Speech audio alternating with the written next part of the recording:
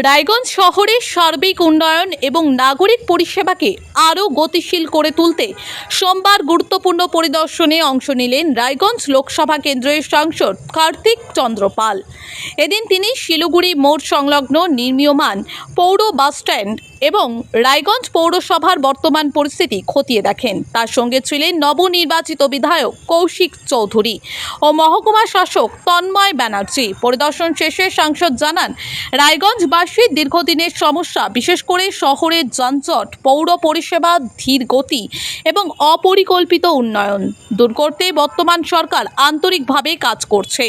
তিনি বলেন, একটি শহরের উন্নয়ন তখনই অর্থবহ হয় যখন তা সরকারি সাধারণ মানুষের দৈনন্দিন জীবনকে সহজ করে তোলে। নির্মীয়মান পৌর বাসস্ট্যান্ড ঘুরে দেখে কার্তিক চন্দ্র পাল স্পষ্ট জানান, এই প্রকল্পের মূল লক্ষ্য হওয়া উচিত ছিল যাত্রী সুবিধা বৃদ্ধি এবং শহরের যানজট কমানো, কিন্তু বাস্তবে বেশ কিছু ক্ষেত্রে পরিকল্পনার ঘাটতি চোখে পড়ছে। তিনি আশ্বাস দেন, সমস্ত বিষয় খতিয়ে দেখে দ্রুত প্রয়োজনীয় সংশোধনের ব্যবস্থা করা হবে, যাতে রায়গঞ্জবাসী ভবিষ্যতে একটি আধুনিক ও সুপরিকল্পিত বাস স্ট্যান্ডের সুবিধা পান।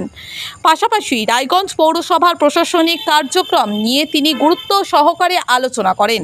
পৌর পরিষেবা মনোন্নয়ন, কর্মীদের সমস্যা সমাধান এবং নাগরিক পরিষেবাকে আরও স্বচ্ছ ও গতিশীল করার লক্ষ্যে প্রশাসনের সঙ্গে সমন্বয় রেখে কাজ করা হবে বলে জানান সাংসদ কার্তিক চন্দ্র পালের কথায়, রায়গঞ্জের উন্নয়নই আমাদের একমাত্র লক্ষ্য। অতীতের সীমাবদ্ধতা কাটিয়ে নতুন ভাবনায়, নতুন পরিকল্পনায় শহরকে এগিয়ে নিয়ে যাওয়া হবে। সংসদের এই সক্রিয় ভূমিকা রায়গঞ্জবাসীর মধ্যে নতুন আশার সঞ্চার করেছে।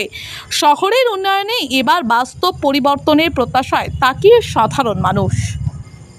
গতকাল আমাদের সম্মানীয় এমএলএ এবং আমি এবং এসডিও সাহেব, যিনি এখন অ্যাডমিনিস্ট্রেটর রয়েছেন, অ্যাকচুয়ালি রায়গঞ্জ মিউনিসিপ্যালিটি যেহেতু আমার লোকসভার মধ্যেই পড়ে, একটা দীর্ঘদিন ধরে অচলাবস্থা। আজকে যারা সেখানকার স্টাফ রয়েছেন, ডেইলি ওয়েজ, তারা বেতন পাচ্ছেন না, তারা কাজ করছেন এবং পেনশন হোল্ডাররা পেনশন পাচ্ছেন না। একটা খুব বাজে পরিস্থিতি। আমি গিয়েছিলাম মিউনিসিপ্যালিটির এই ব্যাপারটা কী আসে সেটা একটু জানার জন্য, আর তার সাথে সাথে রায়গঞ্জের সবচেয়ে বড় সমস্যা যানজট সমস্যা। তো বাস স্ট্যান্ড হচ্ছে আমরা এর আগে অনেক দেখেছি, অনেক ঘটা করে প্রচার হয়েছে। তো অ্যাকচুয়াল কী হচ্ছে, কি দরকার, কি মানুষের প্রয়োজন, একটা আধুনিক মানের বাস স্ট্যান্ডের যা যা দরকার সমস্ত জিনিসগুলো আসে কি না, সেগুলো দেখার জন্য আমরা ভিজিটে গিয়েছিলাম। তো পৌরসভার অবস্থা সত্যিই খারাপ এবং যারা দৈনন্দিন স্টাফেরা রয়েছেন, যারা আমাদের ঘুম থেকে উঠে শহর পরিষ্কারের দায়িত্ব নেন, বা ধরুন আমার যে কোনো মহামারী হোক, ডেঙ্গু হোক বা করোনা হোক, তারা সামনে থেকে কাজ করেন, তারা দীর্ঘদিন মাসের পর মাস বেতন পাচ্ছেন না, তাদের সংসার চলছে না। তারা কি করে সংসার চালাবেন, কঠিন পরিস্থিতি। এসডিও সাহেবকে বললাম কোনো একটা উপায় বের করে যাতে এই সমস্যার সমাধান করা যায়। এমএলএ সাহেবও ছিলেন, তিনিও চেষ্টা করছেন। তার সাথে সাথে বাস স্ট্যান্ড গেলাম, সেখানে গিয়ে আমরা তো ভেবেছিলাম বাস স্ট্যান্ডে অনেক কিছুই হচ্ছে। তো আপনারা তো দেখেছেন, এর আগে তো ছাই দেওয়া হয়েছে, ছাইয়ের উপরে মাটি, তো সেটা নিয়ে একটা ভবিষ্যতে সমস্যা আসতে পারে। আমি বললাম এসডিও সাহেবকে যে একটা সয়েল টেস্ট করে অ্যাকচুয়ালি এর যে লোড ক্যাপাসিটি সেটা নিতে পারবে কি না, নইলে সেটাকে খুঁড়ে তুলতে হবে। আর বাস স্ট্যান্ড যতটা না প্রোগ্রেস হচ্ছে, পাশে দেখি যে মার্কেট হচ্ছে।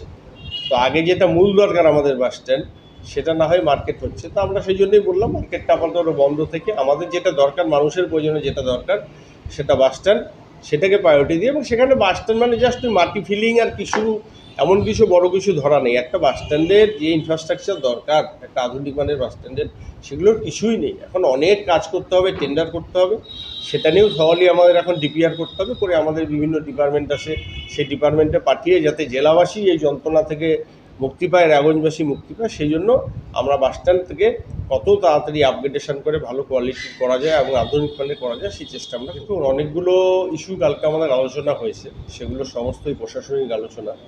আজকে একটা শহর, এটা আমাদের মূল কেন্দ্র, প্রাণকেন্দ্র এবং আমাদের জেলা সদর। সেখানে আজকে দেখুন শিলিগুড়ি মোড় থেকে আপনি আমাদের বিদ্রোহী মোড় অব্দি আপনি যেতে পারবেন না ঠিকঠাক করে। আমাদের স্কুল ছাত্রছাত্রীরা, সাধারণ মানুষ অ্যাম্বুলেন্স থেকে শুরু করে যেতে পারে না। এই সমস্যা একদিনের না, এবং এটাকে চাইলেই দায়িত্ব নিয়ে শুরু থেকে এটাকে ঠিকভাবে লাগাম ধরে শহরকে, তার রোডকে বড় করে নিয়ে ঠিকঠাক করে একদম যেভাবে দরকার সেই একটা প্ল্যান করে যদি করতে পারতো, তাহলে এই সমস্যা হতো না।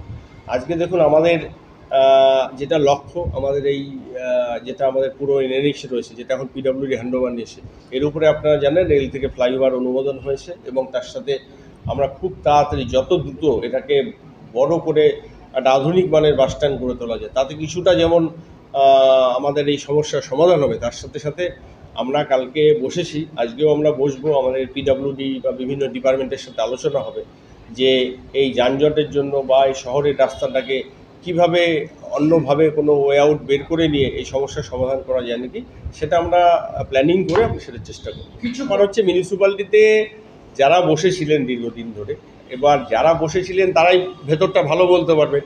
উনি জাস্ট চার্জ নিয়েছেন এবং আপনারা দেখেছেন যে 4 তারিখের পরে ডবল ইঞ্জিন সরকার, এবার আস্তে আস্তে উনি যখন সেটার মধ্যে ঢুকবেন, আমাদের সম্মানীয় এমএলএ সাহেব রয়েছে, আগামী দিনে হয়তো বোর্ড হবে বা অ্যাডমিনিস্ট্রেটর বডিও বদল হবে, হ্যাঁ, তখন আরও ভেতরে গেলে আমরা জানতে পারবো।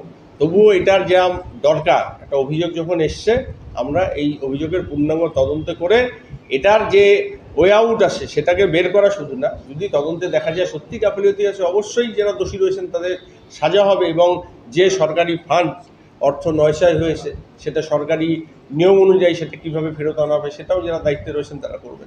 তারা অবশ্যই দেখেছেন যে আমাদের সম্মানীয় রাজ্য সভাপতি এবং আমাদের জেলা সভাপতি সবাই বাইট করে দিছে, কোনো ধরনের কোনো জয়েনিং নেই, সব জয়েনিং বন্ধ আছে।